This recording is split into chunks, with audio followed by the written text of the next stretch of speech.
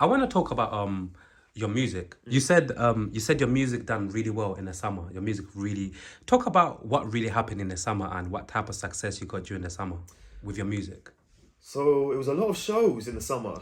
Yeah. As I say, like I said it earlier before the interview started, I wanted to do, I think it was 10 shows this year, 10 live performances, and I think it ended up as over 20. I can't remember the exact number off the top of my head. I have to look, so I'm all written down somewhere. Basically double. Yeah. More than that, it was a big, heavy sort of every week or so for that summer period was a show, 2 shows, and I really wasn't, I said, expecting. Last year, I think I did 4. Last year was my first year of actually doing live performances, like of my music. It was something that I didn't know if I was going to do when I first started releasing music. And I thought, do you know what, kind of that's the way to do it. That's what I should be doing. That's how I sort of get the music out there more so, more personal. As I say, like I feel like I'm better in person than in front of a screen or behind a screen. So it was let's try and get some live shows, see what's happening. Might not get any because a small artist, it's hard to get booked when you're not a name, because your name's not bringing in people to the venue. Venues might not want you. But this year it really, I'd say the numbers on Spotify and on Apple Music, they're not crazy high. It's not a big, massive following, but the actual shows, I'd say like every single show went well. And it was a lot of mixed genre shows as well. Like, because my genre of rap isn't, I'd say the mainstream style of rap. I don't know if you've heard any of my stuff. It's not like It's unique. yeah, it's still very clearly rap, but it doesn't, I feel like, fit specifically to the main rap genre that's blowing up now. I'll tell you, so to even cut you, I'll even say something quickly before you continue, yeah? Like, another reason why, like, I was properly looking forward to this conversation after checking out your music here. Once again, like, for me, I love people who basically, like, create their own sound to a certain degree, where it's like, where it's like, when you hear them, it's like, you can appreciate them being unique, them actually having their own sound in terms of how you merge your sound together, you get me?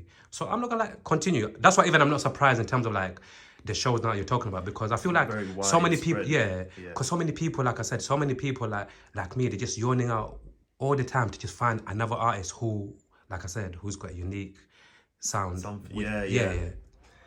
I think that's what, it's a weird one, because you say like, it seems to be that people like the uniqueness, but in the same way, it's really hard to market it, because I can go and do, like, obviously I was in London last week in Camden, doing like a more sort of rap focused event.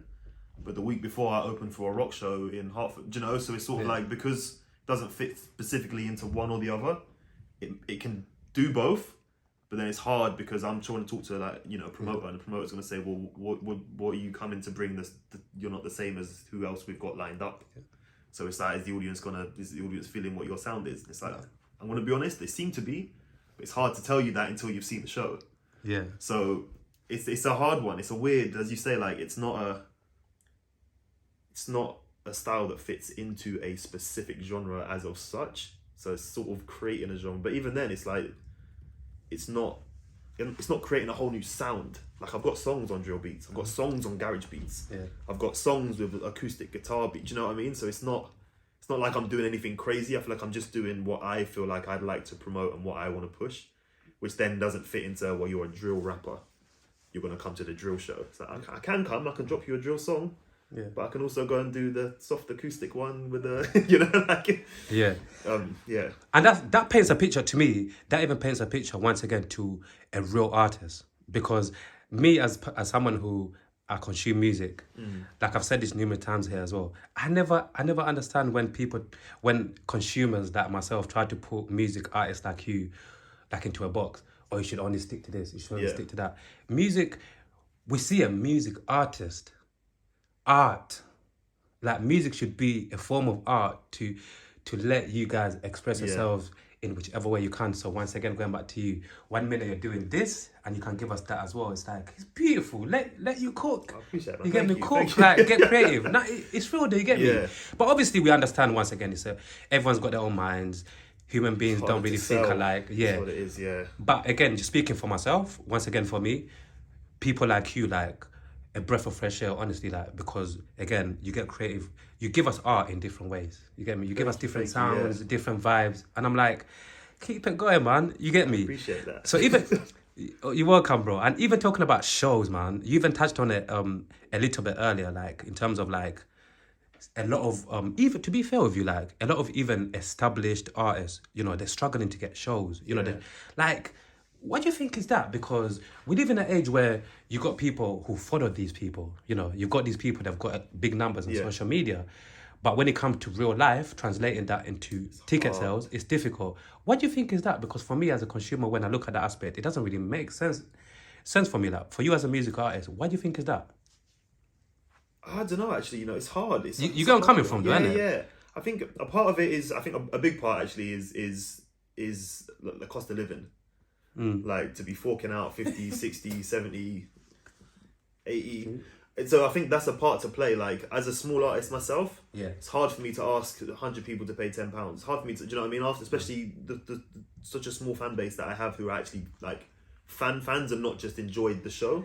Yeah, it's hard for me to then be like, you come to this show because this, it's money going out. And I get it as well. Like I'm an inside person. Can I quickly just dive in there quickly as well in terms of this, because we keep it real here on the Red Chair, So you see that that's what I love, by the way, Lewis.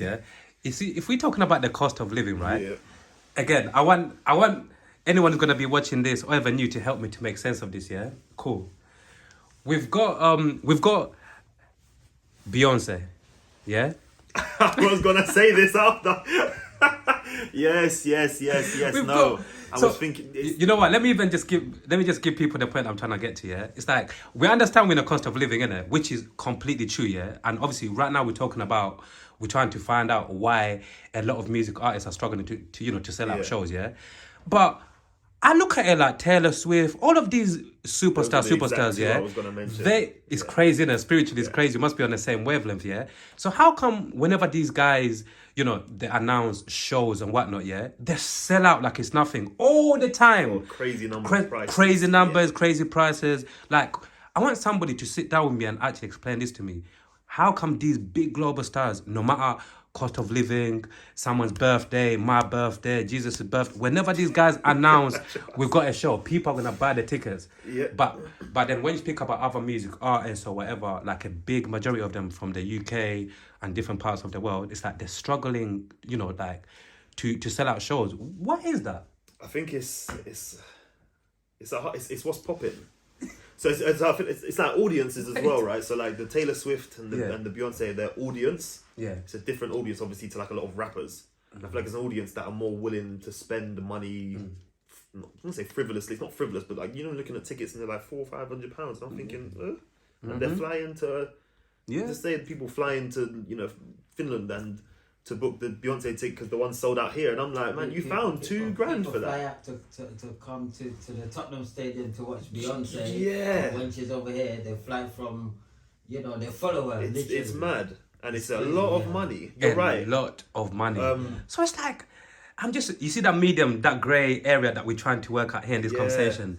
But then, because this has been going on for like a good probably 2 to 3 years, where it's like this conversation of like, again, shows, because people understand that when it comes to streaming or whatever, everybody speak about it. People know that there's not really, 99% of the artists, they're not really making money out of streaming, innit? Because of how it's done. So shows should be, are the money. Shows, tours, and radio should be, these kind of places should be the way a lot of people, a lot of music artists these days make their money. But once again, people are not selling out. Like shows are not really happening. And again, I'm just looking at it as a consumer who loves all of you guys' music, and I'm thinking, what's going on? Yeah. Like, where?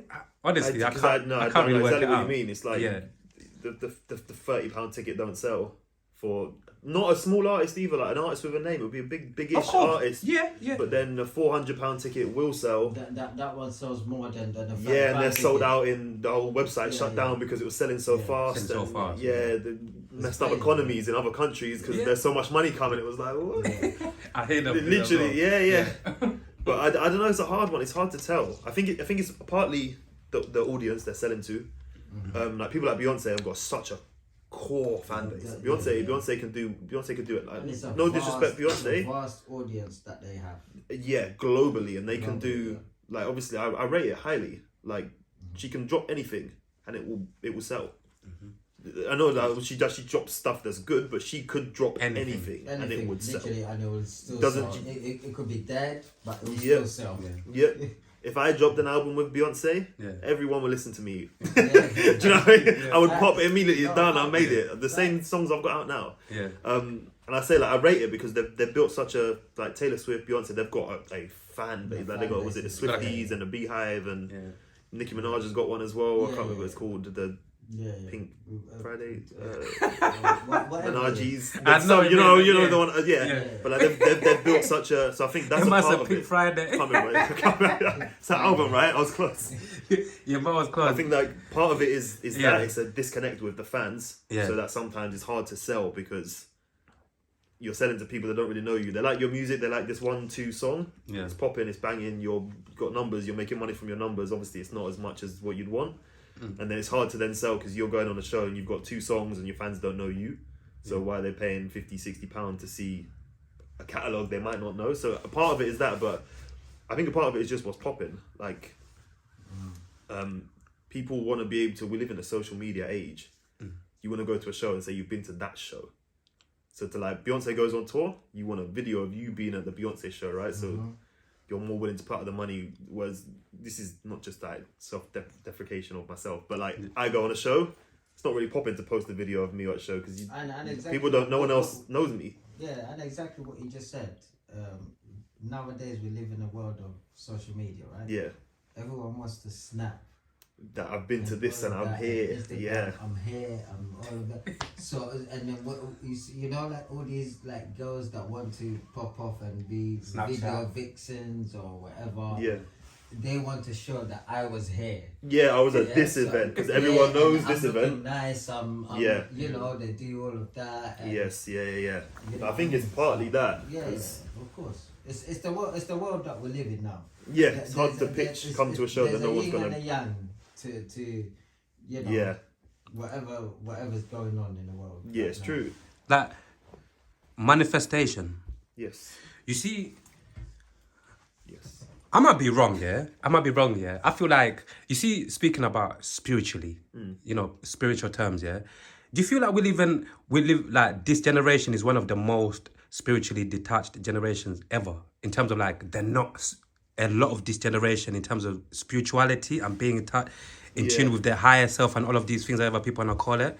Would you say like this is the most, like basically distant generation away from spirituality ever? Because I think so. And I'm still talking about manifestation just in general because you know that people usually say like, obviously I don't know what comes to your mind when I say manifestation, but a lot of people, obviously spiritual people say like, you know, also in life as well, you know, a lot of things that you really want to happen for you, this and that, you know, you need to tap in a spiritual way to a certain way in terms of like manifesting what you want, right? Yeah. And talking about this generation, the reason why I say that, again, it's nothing wrong because I just see this generation of like, because they've got social media, a lot of them, they feel like if I can create a certain noise on social media and kind of build a certain thing, then I'll pop off.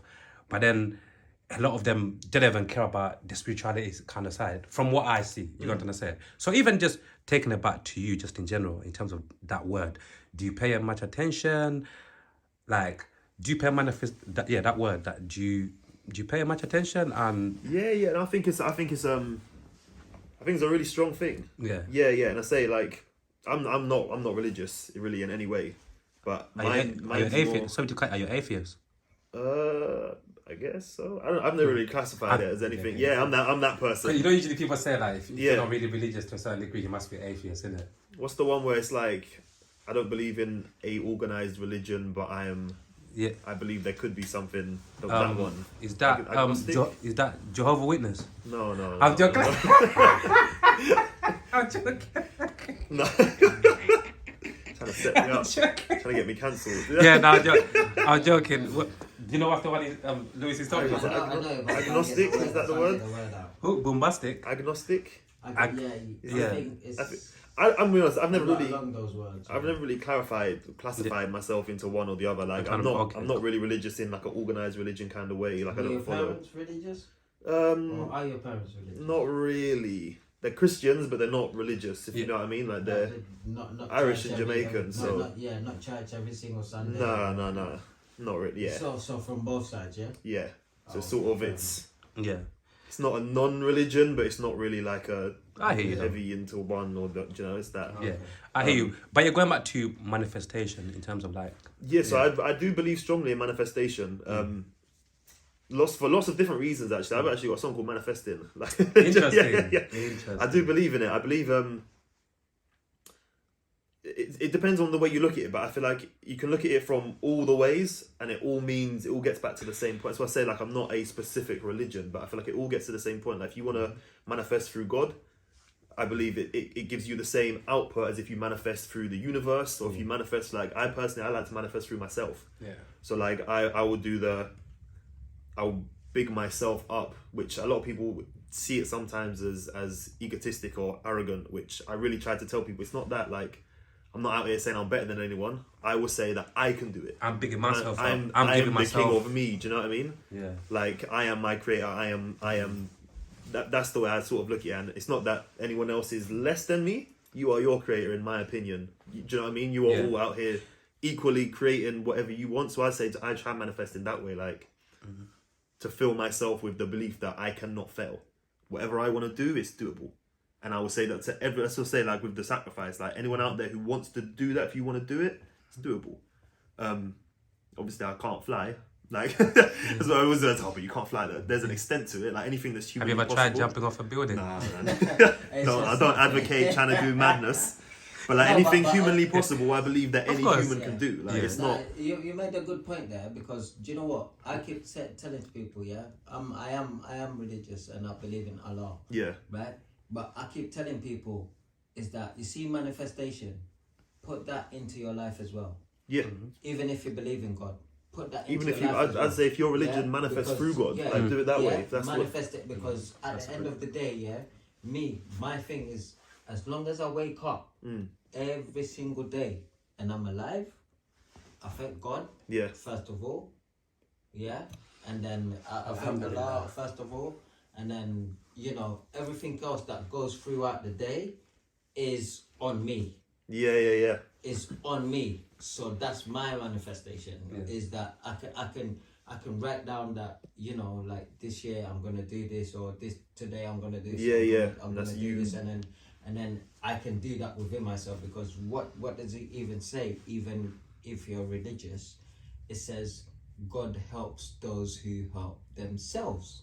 Yeah. So if you don't help yourself, Yeah. you're never You're gonna get get no help. help. Yeah. Perfect segue as well, like what my cousin said. I also believe in that as well, that it's like a relationship. Like the way I just look at, like, because people say like my relationship with God, this and that. So if we taking it in terms of also like achieving something, it needs to be like a working relationship, meaning give God 50% of, you do the work that you need to do, and God will meet you halfway. I truly believe that as well, because it's like you can't, excuse my French, but you can't fucking sit there and do nothing and wake up every day, pray to God and expect for miracles. No, you need to put whatever action that you can in there, and then God will see, will see that you're putting the 50% to be like, you know what, that person's ready. Let me bring in my 50%. Yeah. And that 50%, that would be the one that would change the whole thing. Now God has opened up all of these doors. You get me? So, yeah.